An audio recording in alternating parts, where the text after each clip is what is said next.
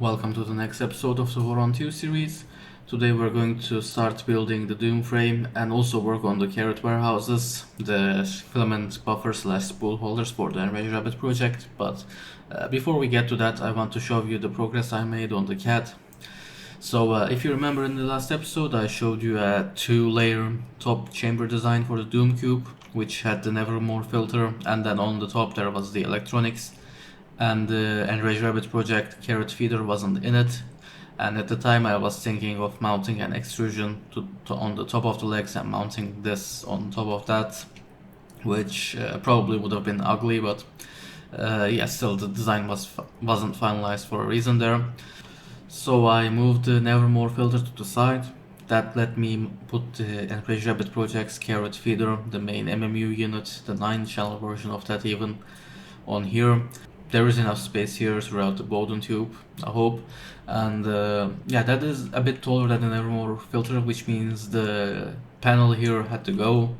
So I got rid of that completely and instead switched to a 3mm thick aluminum plate here.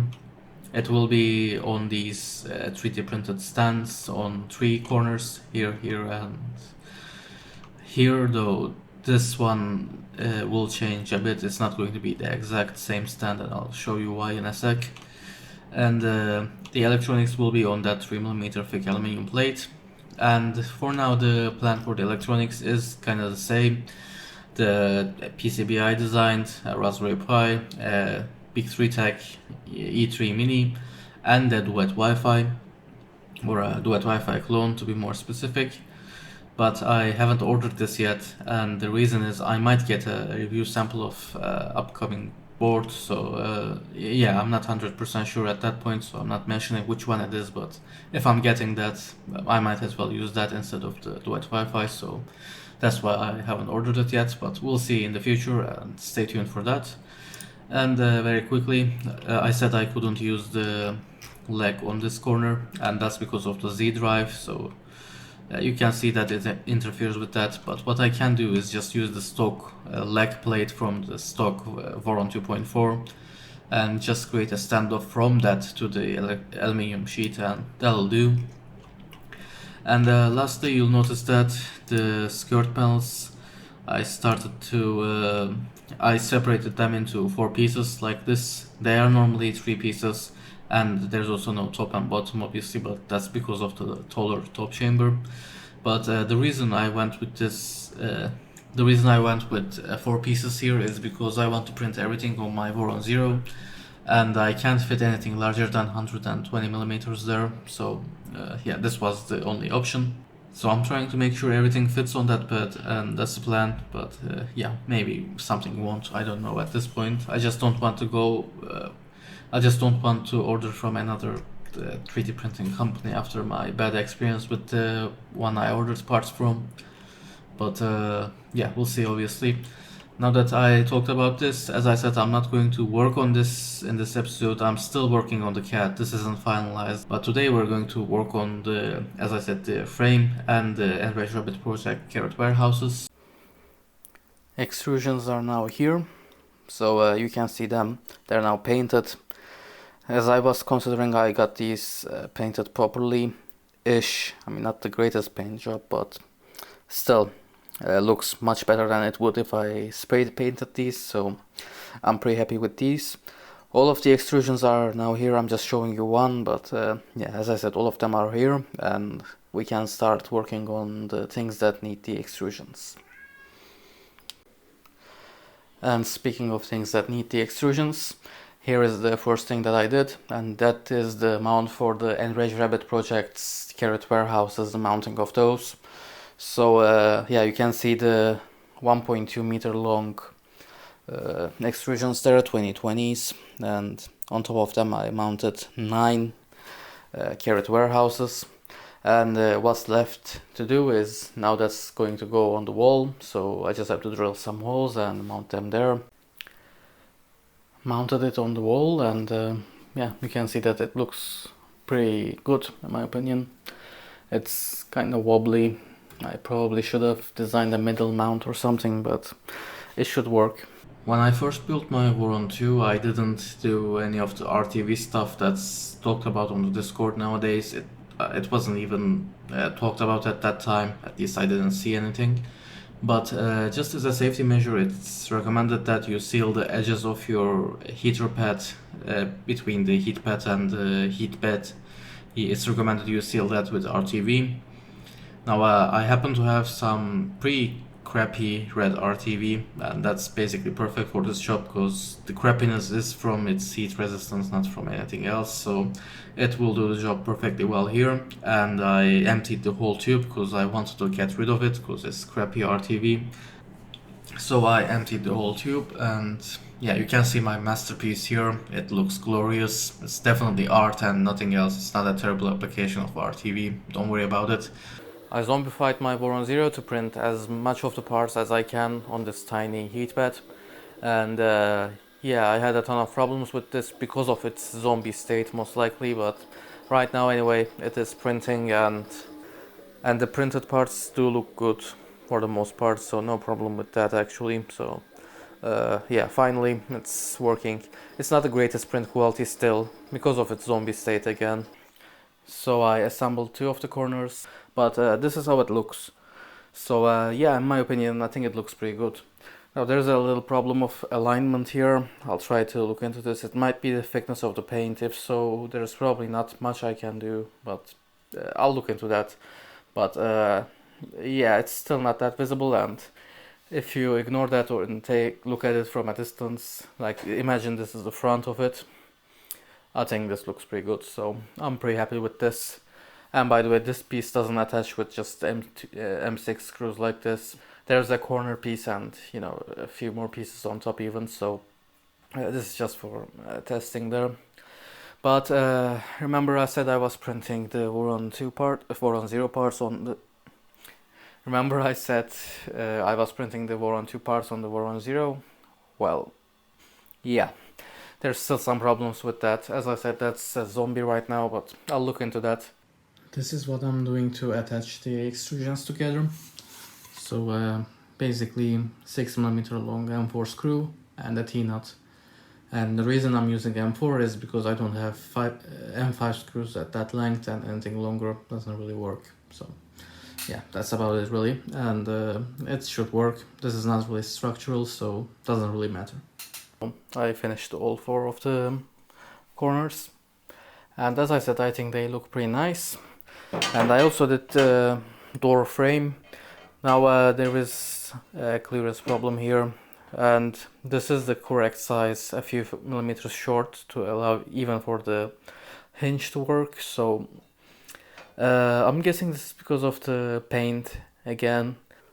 I ground down the 2 horizontal extrusions on the door, and now it fits. So yeah, this is how it's going to go. I'll probably move the hinges themselves towards the center. This is just a test fit, but yeah, you can see that now. I should probably zoom out. You can see that this works now, and it opens fully and closes nicely as well. There is a little bit of a problem, and that is this. Not the end of the world, probably didn't grind that to a 90 degree that well, but again, it's not really that big of a deal. I'll just have some latches on here and on here, and that will make sure to push down the door back far enough, and that will also allow me to use thin rubber insulation on surfaces like this, just to seal the door a bit better.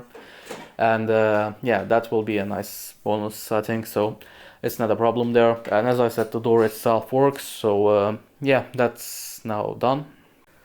And the rest of the parts that I ordered are now here too. So yeah, let's just quickly go through them.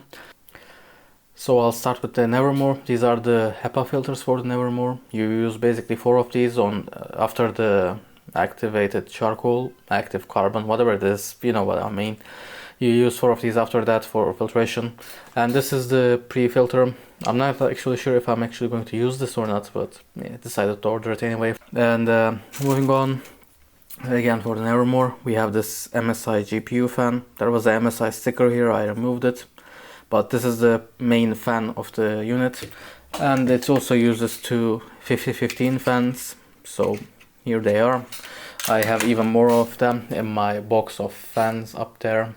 And yeah, that's the parts for the Nevermore for the Enraged Rabbit project. I have the 8mm shafts and M5 threaded rods, really long ones, but I can cut them to length anyway.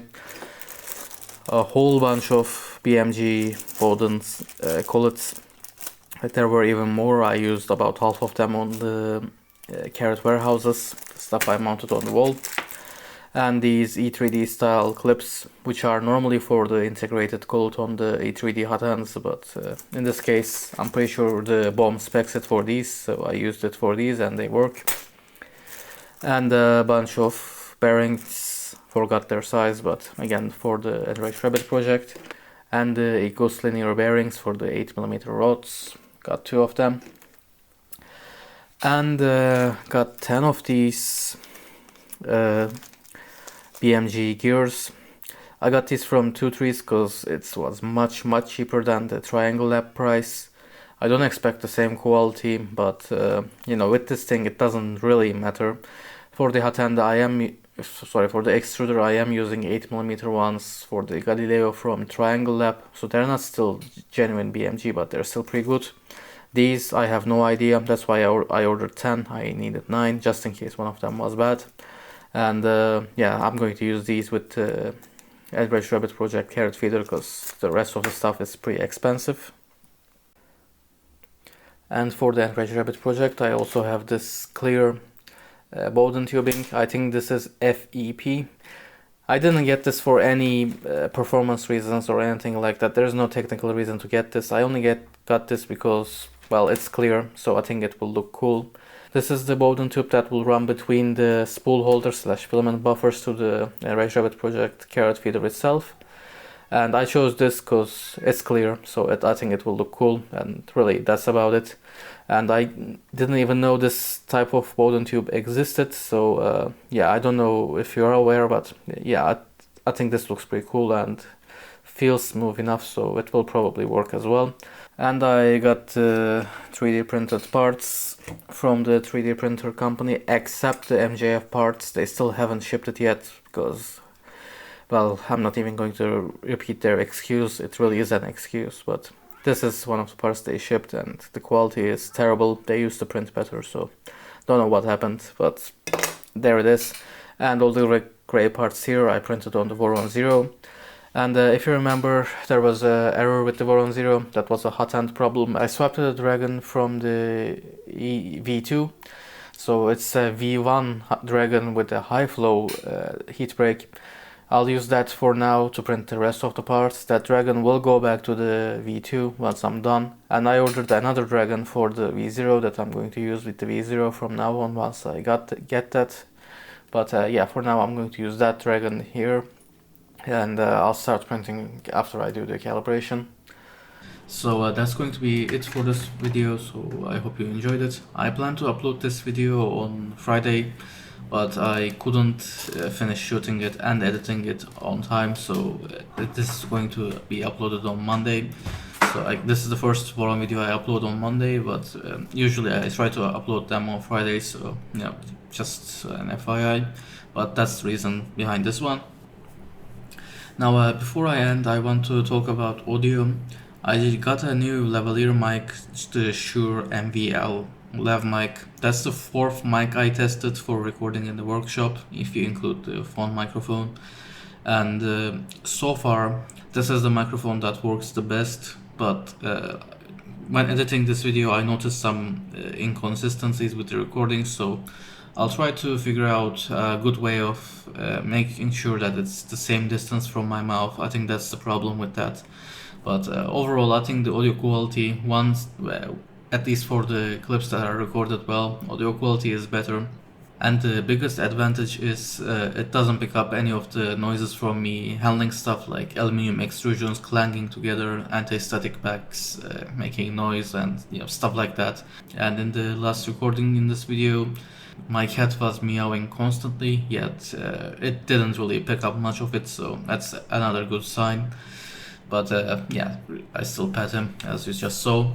So yeah, I'm trying to improve the audio quality there, and I'll continue working on it, but I think this mic works well.